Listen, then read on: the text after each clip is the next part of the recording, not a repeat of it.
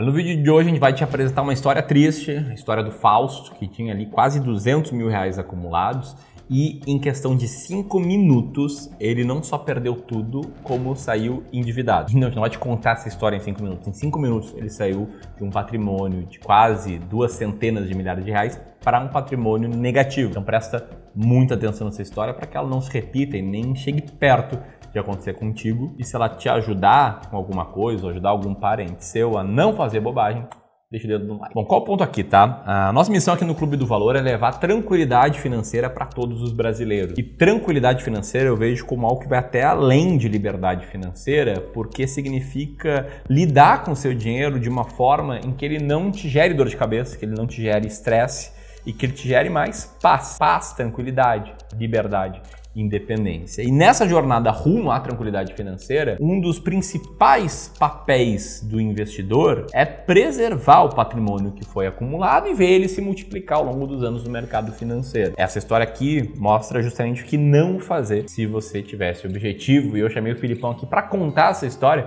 porque faz 5, 6 dias a gente tava lá na sala do Clube do Valor e ele tava contando essa história e eu fiquei assim, cara, não é possível isso. Tinha uma cara de fanfic assim, mas ele mostrou ali todas as evidências, não que eu duvide, né, Felipão? Mas, infelizmente, uma história real. É claro que o nome desse cara não era falso, né? A gente tá preservando aqui a verdadeira identidade dele. Eu vou tentar aqui dar alguns pitacos para tentar te ajudar a extrair as lições dessa triste história. Mas antes tem um contexto, né? O que o Felipe fazia? Felipão, conta aí a tua história no mercado financeiro e nessa época, né, quando isso rolou, que foi lá por meados de 2020. Hoje eu tenho certificação de planejador financeiro, CFP, sou analista de valores imobiliários, mas naquela época eu atendia famílias, pessoas físicas, como assessor de investimentos em uma das maiores corretoras aqui do Brasil. Tinha cerca de 200 clientes ali na carteira e o Fausto era um deles, né? E de todas as formas que eu atendia, né, no final das contas, a gente mostra a forma certa de investir, mas o cliente, ele também sempre tem liberdade para tomar as decisões que ele sempre quer. Então o Fausto é um cara que eu gostava muito dele, mas infelizmente figurou a história mais triste que eu já presenciei no mercado financeiro. Só um rápido complemento, tá? Antes de ligar a câmera, a gente tava falando aqui sobre essa história e o Felipe fez um comentário comigo que me chamou bastante atenção. Algo mais ou menos assim, o Fausto lá, ele falava muito com os colegas de trabalho dele sobre investimentos e os caras eram uma porra louca, assim, faziam um monte de operação super arriscada, chegava lá no trabalho contando quanto ganharam naquele mês, que tinham ganho 20% em uma semana, e aí eu meio que, né, colocando ali o chip da ganância no Fausto, que no limite, né, qualquer história do cara quebrar e sair endividado tem um grande fator de ganância por trás. A primeira lição seja essa, né? Cuidado com a ganância e separar a ganância, que é algo ruim, de ambição, que é algo bom, né? Ambição por construir um patrimônio grande, por conquistar a liberdade financeira. O ano era 2020, né? O ano era 2020. Fausto casado, pai de uma filha de cerca de 7, 8 anos, já tinha me contado ali. E no ano de 2020, o que a gente viu foi a época pós-crise coronavírus, né? Então, naquele momento, o índice Bovespa ele começou a subir de forma muito forte, né? Então, se a gente vê ali, o índice subiu quase 87% de 2020 até o começo de 2021. Naquela época, para quem estava no mercado financeiro, viu, né? A bolsa caiu muito rápido. Dá pra ver no gráfico, né? Ela caiu em poucos dias 50%. E de lá em diante, né, até o restante do ano, foi uma alta única também. Não tão rápida quanto, mas muito rápida. Acho que é a crise que se recuperou mais rápido na história, né? Sim. E no meio disso, tiveram várias ações que subiram muito mais do que isso, inclusive. Né? Me lembro, Magazine Luiza, Via Varejo, começaram a subir muito. Como a gente teve tanto a atenção voltada para o mercado financeiro subindo, quanto as pessoas em casa, o recurso começou a ficar um pouco sobrando, porque ninguém estava saindo, ninguém estava gastando dinheiro, então as pessoas começaram a investir. E a gente viu o que se chama de inflação de ativos. E é justamente em um ano como esse que as empresas que querem fazer IPO na bolsa aproveitam o recurso sobrando e começam a fazer IPOs. Então naquele ano 2020 a gente teve muito mais de 12 IPOs, mas essa matéria aqui mostrou os maiores deles. Dentro desses, pra gente lembrar, teve a Redditor, empresa do setor de saúde aqui do Brasil, que abriu o capital em 2020 e subiu mais de 11% somente no primeiro dia. Então os IPOs estavam acontecendo, subindo muito ali logo no primeiro dia. O investidor começou a olhar para aquilo ali. E o pessoal do trabalho do Fausto entrava sempre em IPOs para fazer o que a gente chama de flipagem, que é basicamente você solicitar uma entrada ali em IPO com um certo recurso e vender assim que as ações começam a ser negociadas. Nesse caso da Redditor, o cara teve um lucro ali de 11% imediatamente. Além disso, a gente teve o IPO da Pets. A Pets subiu mais de 20% também ali no primeiro dia, ou seja, o pessoal continuou ganhando dinheiro num dos maiores IPOs ali também. Outro grande IPO foi o Grupo Mateus, grupo varejista que fez IPO ali e ficou no 0 a 0. Também ninguém perdeu muito dinheiro ali no primeiro dia. Mas acho que o grande ponto, né, para trazer o contexto, é que em muitos desses IPOs, o resultado no primeiro dia era muito bom e criou, acho que talvez a segunda lição que eu quero trazer, né, que é você não acreditar em qualquer estratégia que você vê. Flipar IPO não é uma estratégia comprovada de investimentos, até porque o que esses caras faziam? Eles botavam, ou eles tentavam botar todo o dinheiro deles em cada IPO que entrar para fazer ali uma alta de 10, 11, 20% em um só dia. E, na verdade, né, foi essa tentativa de botar todo o dinheiro que é o início do fim aqui, né, do Fausto.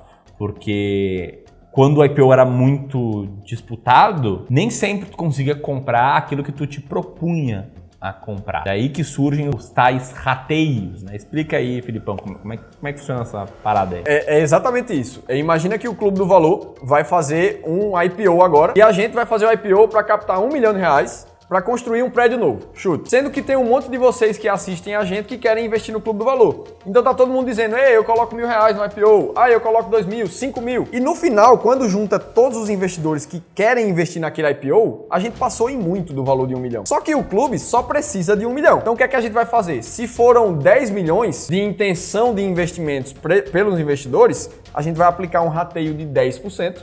E para quem pediu para investir R$5.000, vai investir, na verdade, 500. Então, isso é o que a gente chama de rateio. É muito comum de acontecer em IPOs muito demandados. E isso aconteceu no Grupo Mateus, aconteceu no Pets, aconteceu no Redditor. E eram rateios em torno de 3%, como você está vendo aqui na tela. Era muita demanda, né, por trás de comprar esses papéis. Exatamente. E aí que veio a estratégia meio maluca do Fausto. Os colegas de trabalho do Fausto eram caras que tinham patrimônios maiores. 2 milhões, 3 milhões, 4 milhões. Então as pancadas que eles colocavam no IPO geravam um certo resultado que eles chegavam no trabalho, eu sabia disso. Então o que é que o Fausto fez? Ele usou a famosa alavancagem. Ele só tinha um pouco menos de R$200.000 ali na conta, tudo investido em ações, e ele usou essas ações em garantia para solicitar a entrada com R$1 milhão em todos os IPOs. Então ele entrou com R$1 milhão no IPO da Pets, só que como o rateio foi muito baixo, ele pediu 1 milhão, mas só comprou de fato 30, 35 mil reais ali. Que é os 13,5% do rateio sobre o capital de 1 milhão.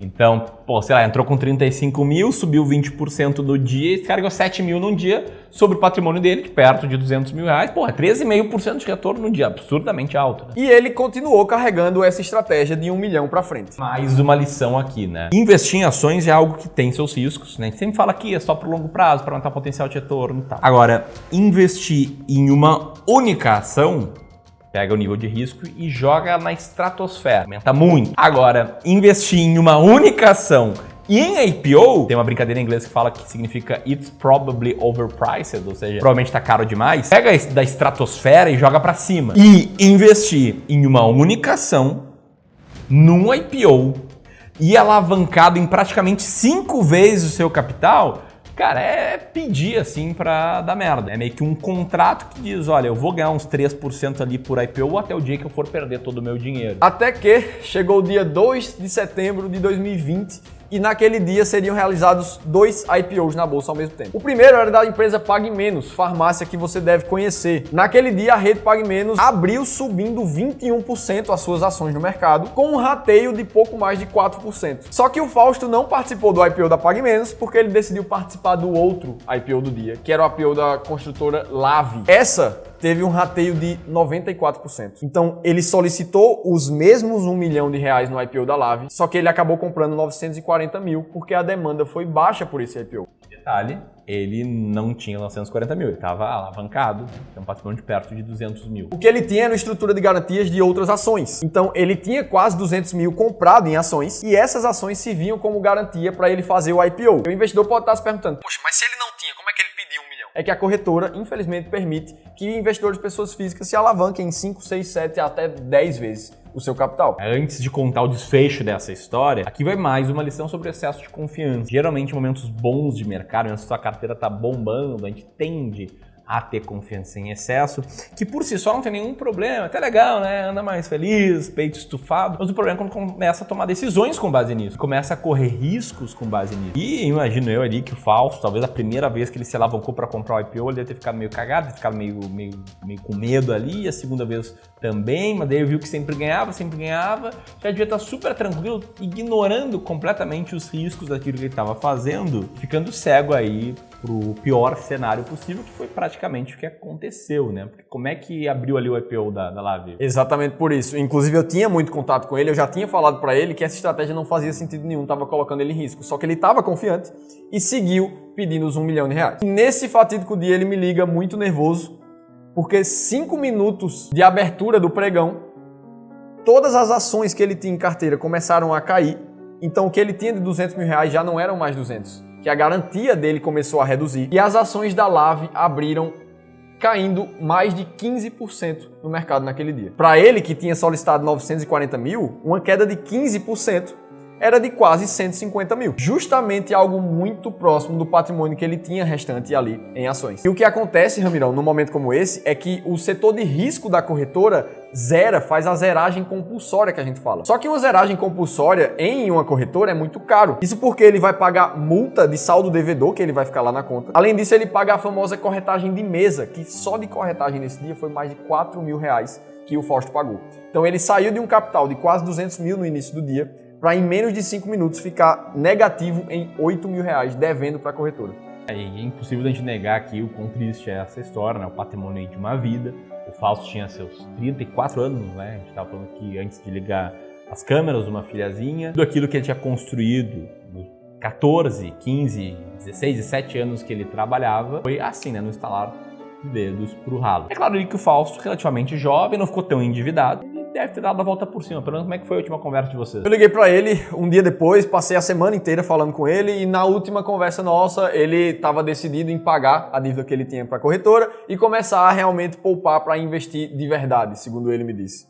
E muito provavelmente o Fausto, não sei se está nos assistindo ou não, né, embora a gente tenha mudado o nome, o cara que viu essa história ele vai se identificar com ela, esteja hoje trilhando o caminho certo, né, para conquistar a tranquilidade financeira lá na frente, pensando em preservar antes de multiplicar. E certamente, né, ele vai passar essa lição para seus amigos, para seus familiares, para sua filha. E enfim, né, essa dor que ele teve com o tempo, né, vai ser um pouquinho menor e vai ser talvez combustível para que outras pessoas não cometam o mesmo erro ou erros parecidos, que é arriscar muito, se alavancar, buscar no mercado financeiro um atalho para ganhar uma grana extra. O Fausto, infelizmente, percebeu do pior jeito possível que isso não existe. E se você daqui a pouco já percebeu que isso não existe, já percebeu que o que enriquece de fato é o trabalho e que investimentos devem ser para preservar e multiplicar o seu patrimônio, e se por acaso você já aí bateu os R$500 mil de patrimônio acumulado, ou quem sabe o primeiro milhão, ou o segundo, ou o quinto milhão, e quer bater um papo com um especialista aqui do Clube do Valor, com um especialista aqui do nosso grupo,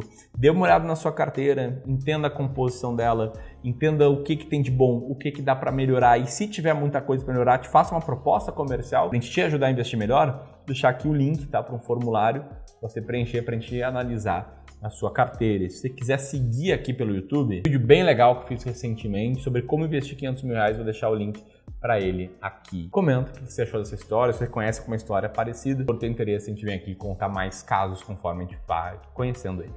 Grande abraço e até mais.